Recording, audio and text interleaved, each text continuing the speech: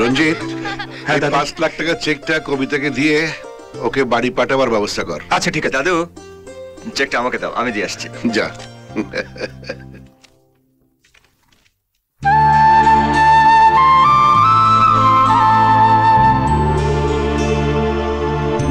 আসতে পারি? হ্যাঁ। আরে আপনি এখানে বসে কেন? সোফায় বসুন না। না না, ঠিক আছে। আচ্ছা, যদি কিছু মনে না করেন, আপনাকে একটা কথা জিজ্ঞেস করতে পারি? মানে আমি যখন পাগল ছিলাম তখন কি আমি আপনার সঙ্গে এভাবে সম্মান নিয়ে কথা বলতাম, না আপনার সঙ্গে আমি অনেক দুর্ব্যবহার করেছি? না মানে আসলে আমি ভাবছি যে তখনকার সেই দুর্ব্যবহারের জন্য আপনার কাছে আমি ক্ষমা চাইবো, না আপনি আমার যে উপকার করেছেন তার জন্য আপনাকে আমি ধন্যবাদ জানাবো। উপকার? দেখুন, বৌদি আমাকে সব কথা জানিয়েছে।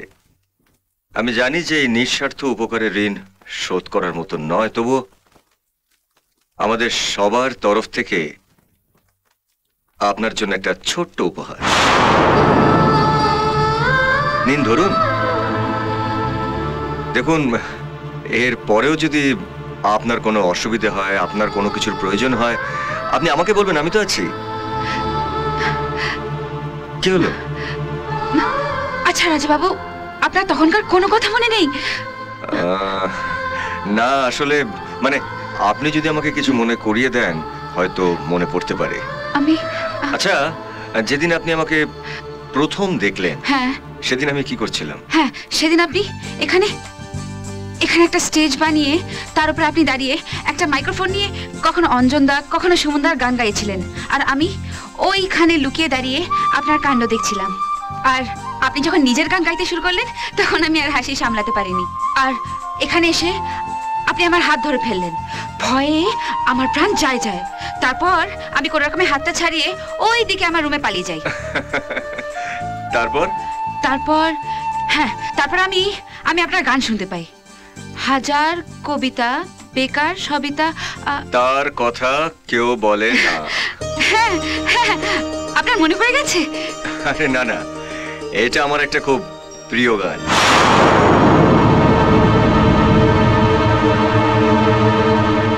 আর কিছু? হ্যাঁ,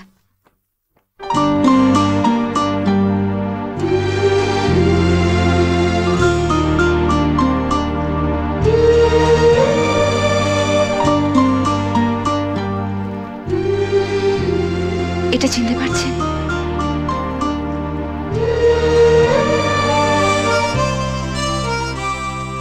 এটা তো একটা ওড়নার মালা। হ্যাঁ, আপনারই বানানো।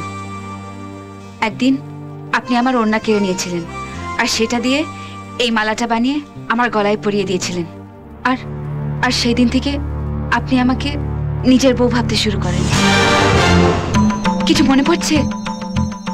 একটু চেষ্টা করুন প্লিজ, একটু চেষ্টা করুন।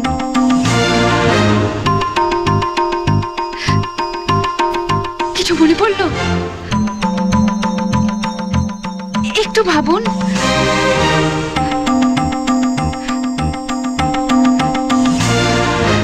আপনার কিছুই মনে পড়ছে না? একটু ভেবে দেখুন। আই এম সরি, আমার সত্যি কিছুই মনে পড়ছে না।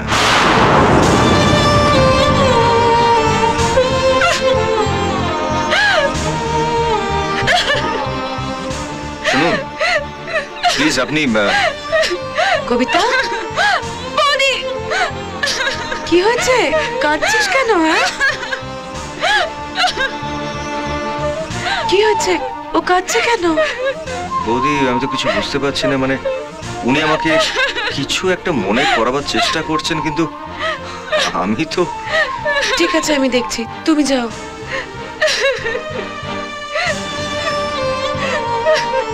কি হয়েছে? কি হয়েছে? কাঁদছিস কেন? আমায় বল। হ্যাঁ,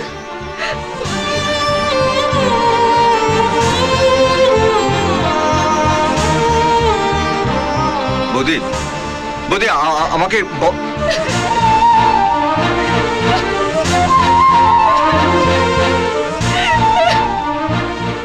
আচ্ছা আমাকে দয়া করে বলবেন যে কি হয়েছে? এদিকে আপনি কাঁদছেন, ওইদিকে বৌদি আমার সঙ্গে কথা না বলে চলে গেল। দয়া করে বলবেন যে কি হয়েছে। না, এসব মিথ্যা অপবাদ। আমার দাদু ভাই কখনো এমন অন্যায় করতে পারে না। মেয়েটার এসব কথা বলার সাহস হলো কি করে?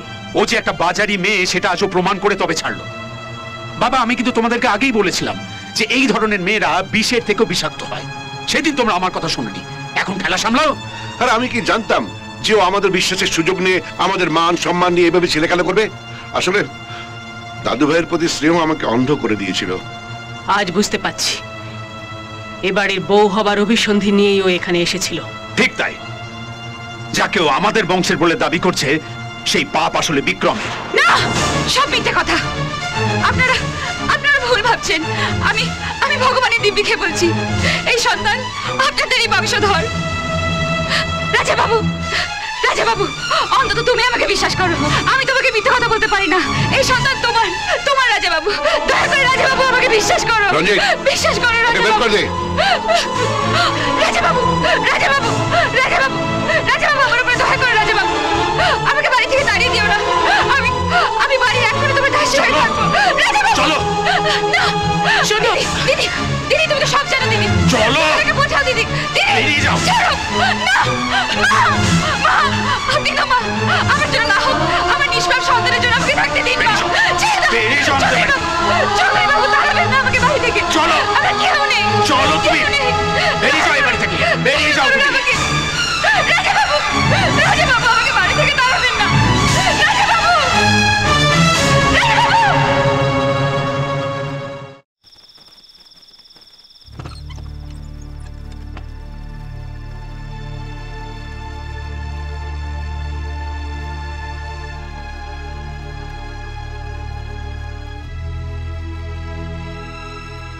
আচ্ছা রাজাবাবু, আপনার তখনকার কোনো কথা মনে নেই? আপনি যদি আমাকে কিছু মনে করিয়ে দেন হয়তো মনে পড়তে পারে।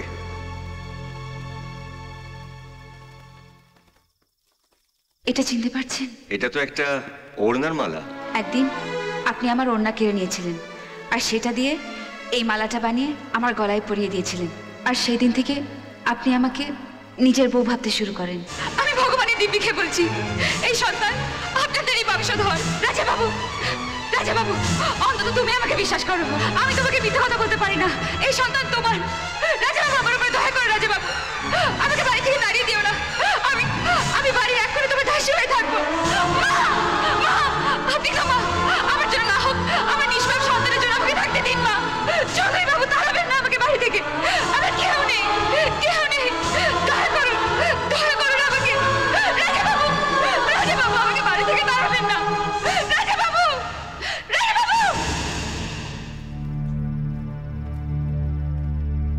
ভাগ্নে, তোমার সঙ্গে কথা আছে। কথা আছে আমার সঙ্গে? একটা প্রশ্ন।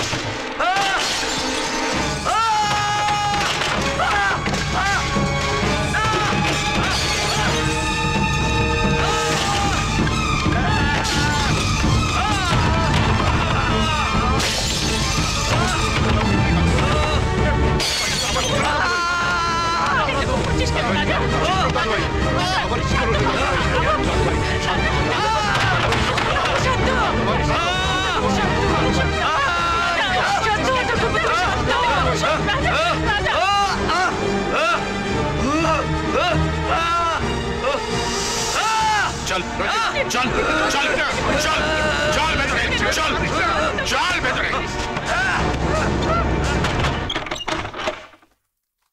হ্যালো, ডক্টর সেন আছেন?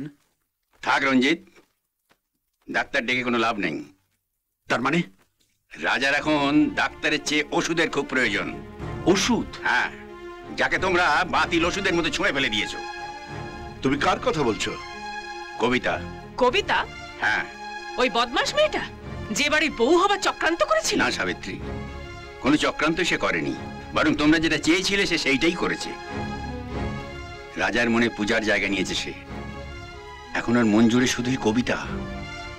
দাদা, হ্যাঁ, ওকে ফিরিয়ে নিয়ে আয়।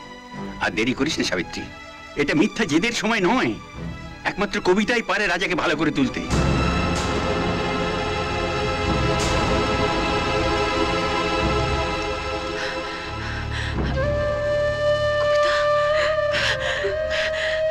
কবিতা, তোমার রাজা বাবু আবার কি হয়েছে রাজা বাবু? রাজা আবার পাগল হয়ে গেছে। চলো।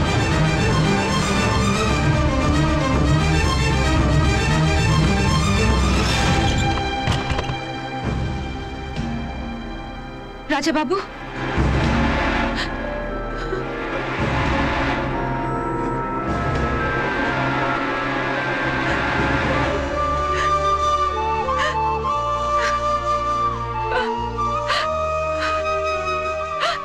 এরকম আবার কেন হলো তোমার রাজা বাবু?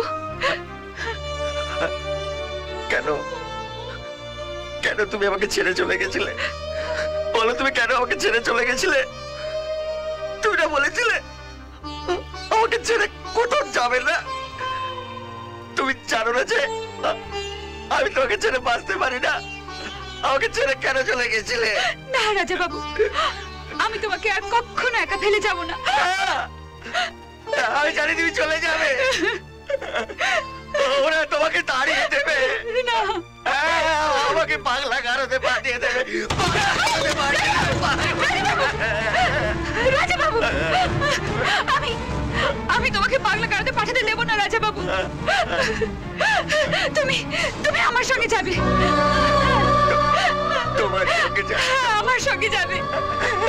তোমার হ্যাঁ, রাজা বাবু, আমি শুধু চাই যে তুমি ভালো হও।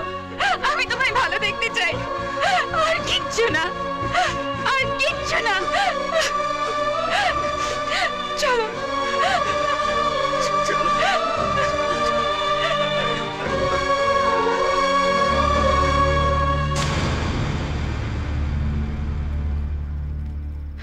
চলো।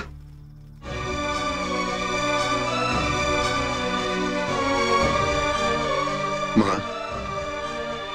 দাদু ভাইকে কোথায় নিয়ে যাচ্ছ? রাজাবাবুকে আমি এই বাড়ি থেকে নিয়ে যাচ্ছি। আজ থেকে রাজাবাবু আমার সঙ্গে থাকবে। কবিতা, কি বলছিস তুই? হ্যাঁ, ঠিকই বলছি। রাজা, ঘরে যা। কি হলো, কথাটা কানে যাচ্ছে না নাকি? ও আর ঘরে যাবে না, আমার সঙ্গে যাবে। বজ্জাত মেয়ে ছেলে, তো ধান্দা আমি বুঝি না। না, আবার নতুন নাটক শুরু করেছিস। বেরিয়ে যা, বেরিয়ে যা বাড়ি থেকে, বেরিয়ে যা। অজিতদা! বাজারি মেয়ে।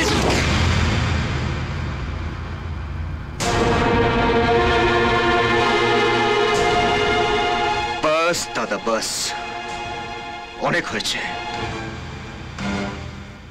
নাটক কবিতা করছিল না, পাগলের নাটক করছিলাম আমি। রাজা, রাজা, রাজা। হ্যাঁ মা, কবিতার নিঃস্বার্থ ভালোবাসাকে জানতে আর তোমাদের ভুলগুলোকে চোখে আঙুল দিয়ে দেখিয়ে দিতে আমি কিছুক্ষণের জন্য পাগলের অভিনয় করতে বাধ্য হয়েছিলাম। দাদু ভাই, দাদু, কবিতা কোনো স্বার্থ নিয়ে এই বাড়ির বউ হতে চাইনি। আর যদি চাইতো তাহলে একটা পাগলের হাত ধরে এই বাড়ি ছেড়ে চলে যেতে চাইতো না। কার হয়ে তুই ওকালতি করছিস রাজা? যে কিনা একটা পাপের সন্তানের ভার তোর ঘাড়ে চাপাতে চাইছে। পাপ না দাদা, পাপ কবিতা করেনি। পাপ যদি হয়ে থাকে সেটা করেছে আমি। কি বলছিস দাদু ভাই? হ্যাঁ দাদু, এই সন্তান আমার। কি? রাজা, তুই কি বলছিস তা জানিস? হ্যাঁ, আমি ঠিকই বলছি মা। আর আমার কথা যদি বিশ্বাস না হয় তুমি মামাকে জিজ্ঞেস করো। হ্যাঁ সাবিত্রী, কবিতা আগেই আমাকে সব বলেছিল, কিন্তু পরিস্থিতির চাপে আমি কাউকে কিছু বলতে পারিনি। কি? তোর সব কথা না হয় আমরা মেনেই নিলাম, কিন্তু বিক্রম যে ওর সঙ্গে নোংরামি করতে আসতো সে কথা অস্বীকার করতে পারবে? ঠিক, সত্যিটাকে আর অস্বীকার করা যাবে না। বিক্রম কবিতার সঙ্গে নয়, বিক্রম মোনার সঙ্গে দেখা করতে আসতো। মোনার সরলতার সুযোগ নিয়ে ওর সঙ্গে নোংরামি করতে চাইছিল। ওর আজে বাজে ছবি তুলে ওকে ব্ল্যাকমেল করতে চেয়েছিল। আর সেদিন কবিতা নিজের কথা না ভেবে এই পরিবারের সম্মান আর মোনার ইজ্জত বাঁচিয়েছিল। আর তোমাদের দেওয়া সব অপবাদ মুখ বুঝে সহ্য করেছিল।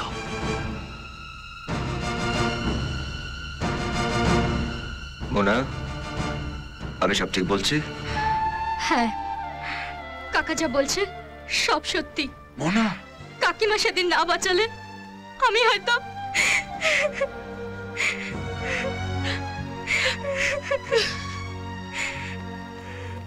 আমারও শেষ কথা শুনে রাখো তোমরা, যে আমায় নতুন জীবন দিয়েছে, যে বাড়ির সম্মান বাঁচিয়েছে, তাকে যদি এই বাড়িতে যোগ্য সম্মান দেওয়া না হয়, মিথ্যে অপবাদ দিয়ে যদি এই বাড়ি থেকে তাড়িয়ে দেওয়া হয়, তাহলে আজকের পর থেকে এই বাড়িতে আমিও আর থাকবো না। চলে এসো।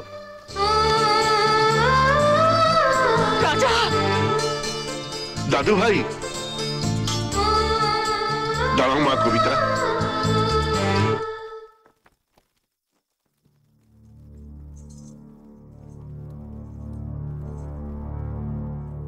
আমরা না একটা ভুল করেই ফেলেছি, শুধরাবার সুযোগ দিবি না? পারবি না? পারবি না এই বুড়োটাকে ক্ষমা করতে? দাদু। হ্যাঁ দিদি ভাই, অনেক অনেক আশা নিয়ে তোকে এই বাড়িতে এনেছিলাম, এত সহজে আর আমি তোকে ছাড়ছি না। আমার এই প্রেমিক পাগলটার দায়িত্ব আজ থেকে আমি তোর হাতে সঁপে দিলাম।